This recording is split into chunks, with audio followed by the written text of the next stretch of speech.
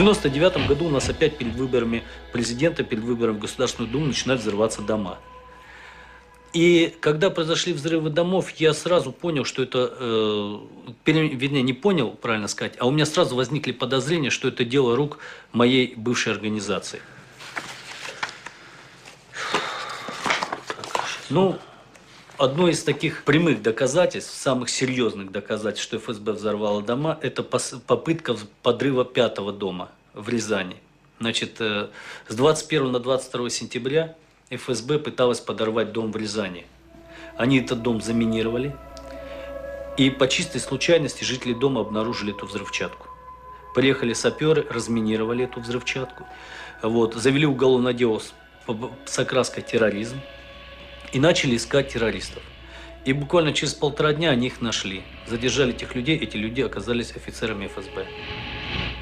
Причем произошел такой момент, очень, знаете, как бы курьезный. В это время, когда их задерживали, проходила расширенная коллегия Министерства внутренних дел Российской Федерации. И министр внутренних дел Рушайло, в то время он был министром внутренних дел, он заявил следующее. Я, говорит, хочу поздравить наших коллег, предотвращен террористический акт в Рязани. Нами такая работа уже ведется. Есть положительные сдвиги. Об этом, в частности, свидетельствует вчерашнее предотвращение взрыва жилого дома в Рязани. И как раз вот после этих слов по времени совпало, что задержали этих людей. Эти люди были офицеры ФСБ и тут же доложили Патрушеву, что они задержаны. Тогда Патрушев буквально через полчаса в этом же самом здании выбегает из зала и заявляет, что это была не попытка взрыва, а это были учения. И там был не гексоген, а был сахар. Это не был взрыв, во-первых. Во-вторых, не предотвращен. И думаю, что не совсем четко сработали. Это было учение, там был сахар. Все вещественные доказательства по делу, они опечатаны и находятся вот в этом. Мы не можем ее вскрыть без следователя. Это решение должно быть определено. Но мы специально принесли. И знаем, что это процессуально оформлено все было, закреплено в документах. Чтобы не возникло вопроса такого, что вы говорите про сахар, написали одно, а там была взрывчатка.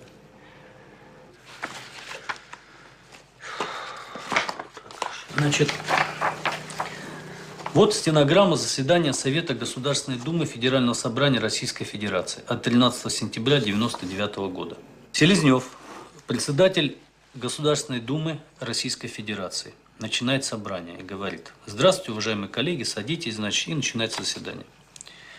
Значит, он начинает выступать, о повестке здесь говорит, и вот заявляет: Селезнев Геннадий Николаевич. Вот сообщение еще передает. По сообщениям из Ростова-на-Дону, сегодня ночью был взорван жилой дом в Волгодонске. Это 13 сентября 1999 года.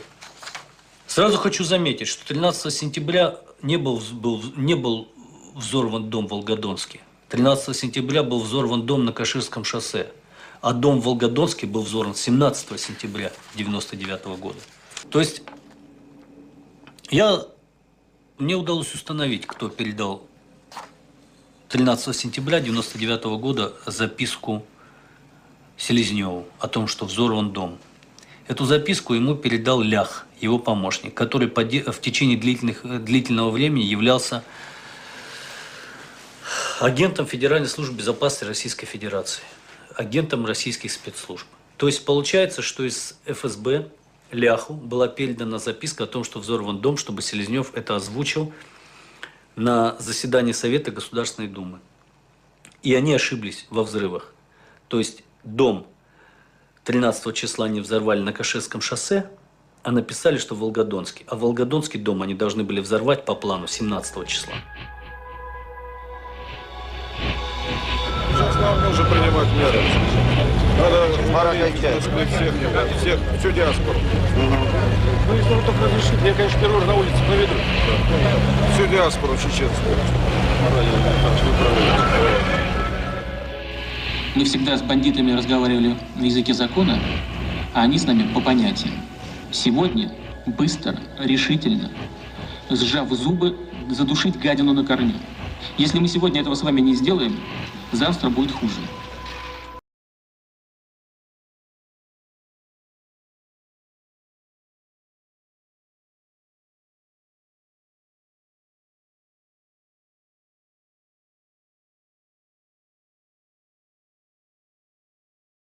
Пожалуйста.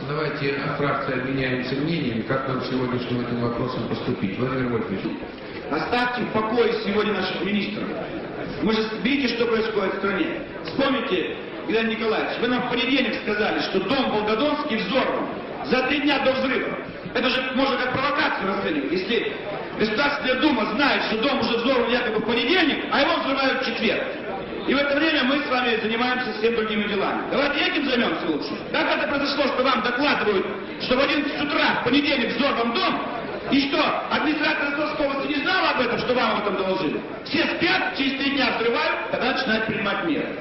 Вчера вы очень хорошо говорили о смене руководства Транснефти. А в это время сейчас рабочие в Красноярске отбиваются от такого же ОМОНа, когда Лебедь пытается захватить предприятие, уже давно приватизированное. Давайте быть без двойных стандартов. Если вас интересует Транснефть, Владимир Вольфович, нас все должно интересовать с вами. Там, где царит беззаконие, мы должны вмешиваться. Давайте этот вопрос снимем. Да, хорошо, я понял позицию вашей фракции. Сергей Николаевич, пожалуйста, решите.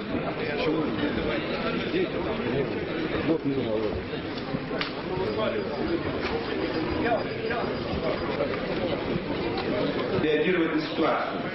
Вот в Волгодонске произошло, где 6 депутатов фракции КПРФ. Они должны выехать туда и помогать, раз там спят местные органы и ждут, когда мы в Москве уже знали за 3 дня о взрыве.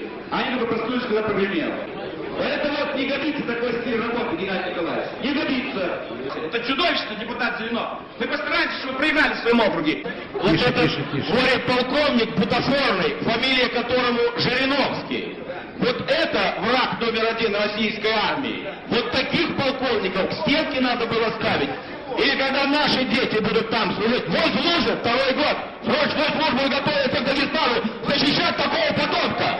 Все, Александр Николаевич, достаточно. Владимир Вольфович. Владимир Вольфович, успокойтесь. Александр Николаевич.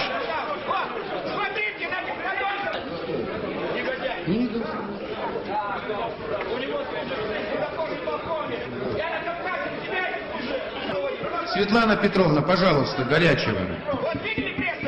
Уважаемые депутаты, я прошу вас проголосовать за лишение Владимира Вольфовича Жириновского голоса на месяц. Ну, хватит нам эти истерики выслушивать. Пожалуйста, поставьте на голосование. Кто за то, чтобы лишить Владимира Вольфовича Жириновского слова на месяц, прошу проголосовать.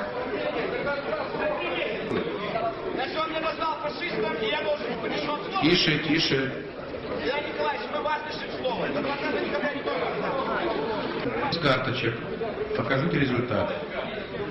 Решение принято. Владимир Вольфович, вы лишены слова. Юрист Российской Федерации Жириновскому Владимиру Вольфовичу, заместителю председателя Государственной Думы Федерального собрания Российской Федерации.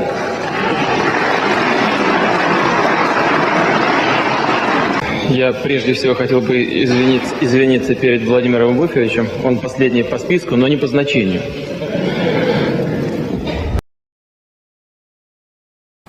Когда я стал служить в КГБ, когда я служил в дивизии Дзержинского, придворной дивизии, я видел, как живут ЦК КПСС, я видел, как живут эти люди. Я прекрасно понимал, что эти люди просто-напросто обокрали мой народ. Появились очень богатые офицеры внутри ФСБ, которые ездили на дорогих машинах, имели дачи за границей, имели по нескольку квартир, имели счета в банках. Они управляли банками, то есть, как сказать, под криминальной крышей держали банки. И все прекрасно понимали, 96-й год, он как бы был ключевой. И к 96-му году в ФСБ к руководству ФСБ начали возвращаться люди, которые, в принципе, всю свою жизнь занимались борьбой с инакомыслием, то есть бывшие офицеры 5-го управления КГБ СССР. И фактически сегодня мы видим, что офицеры спецслужб захватили власть. И в России управляют бывшие офицеры КГБ, бывшие офицеры 5-го управления государственной безопасности Советского Союза. Те, кто всю жизнь занимались борьбой с инакомыслящими. В 5-м управлении всю свою жизнь прослужил Путин, потому что никогда он в разведке не служил. Он всю жизнь служил в 5-м управлении КГБ. Даже находясь в Германии, он выполнял задачи 5-го управления КГБ. Я уже к тому времени знал, что ФСБ убивает людей без суда и следствия. Одно дело знать, что твой сосед по кабинету убивает, а другое дело убивать самому. И я, когда мне дали приказ убивать людей, я сказал, я этого делать не буду. Сначала не прямо, сначала просто не сделал, тихо, молча. А потом, когда начали настаивать, я отказался открыто. Я поговорил со своими подчиненными. У нас был такой разговор. Я говорю, у нас есть 3 пути. Путь первый – начать убивать. И тогда, ребята, у нас уже пути назад нет. Конечно, мы будем жить богато, будем убивать в интересах своего начальства, и начальство нам разрешит убивать в наших интересах. Мы будем иметь большие деньги. То есть, если ты можешь заниматься свободно убийствами, ну, 10-20 тысяч долларов в месяц ты можешь свободно заработать в Москве. Путь второй. Ну, если мы начнем убивать, то пути назад уже нет. Путь второй – это просто этого не сделать, и, может быть, нас раскидают по подразделениям. Молча. И путь третий – открыто выступить. Если мы открыто выступим, то это все равно, что пойти на амбразуру дзота грудью. Я знал, что подняться против этой системы – это равносильно смерти. Что с нами будет, я сказал, я не знаю. Но мы должны сами решить, что делать. И мы несколько месяцев думали. И после этого открыто выступили против нашего руководства. Как открыто? Мы пошли в прокуратуру и написали заявление, что нам отдают преступные приказы. 25 марта 1999 года был арестован, посажен в тюрьму ФСБ Лефортово, где я просидел 8 месяцев по сфабрикованным обвинениям. Суд меня оправдал, признал невиновным. После слов судьи в зале «освободить из-под стражи» в зал суда забежали офицеры ФСБ в масках с оружием, автоматами Калашникова в камуфлированной форме. Одели на меня наручники, выволокли меня из зала суда и отвезли уже в уголовную тюрьму, Бутырскую тюрьму отвезли. Уже третий сутки Александр Литвиненко находится в Бутырском следственном изоляторе, куда он был доставлен под усиленным конвоем опергруппы ФСБ прямо из зала суда. Следователи не смутило, что Литвиненко был только что оправдан. Арест в зале суда – это нормальная юридическая практика? Я за 40 лет работы в судах в разном качестве с такой практикой никогда не встречался. Встретился впервые. Со мной встретился офицер ФСБ, полковник, и сказал: больше мы с тобой разговаривать не будем. Мы тебя убьем. Мы убьем твоего сына, 6-летнего. То есть мне он сказал так, что тебя же судят не за то, что ты уголовное преступление совершил. Все знают, что ты их не совершал. А тебя судят за то, что ты предал систему, за то, что ты открыто выступил против системы. Путин уже стал президентом, и он уже начал выстраивать свою вертикаль власти. То есть эта вертикаль распространялась и на ФСБ, и на военную прокуратуру, на военные суды. Их, кстати, раньше других взяли под контроль, чекисты, во главе с Путиным. И никакой справедливости в этой ситуации мне добиться было уже невозможно. Мало того, еще угрожали убийством моему маленькому ребенку. И я принял решение покинуть Россию.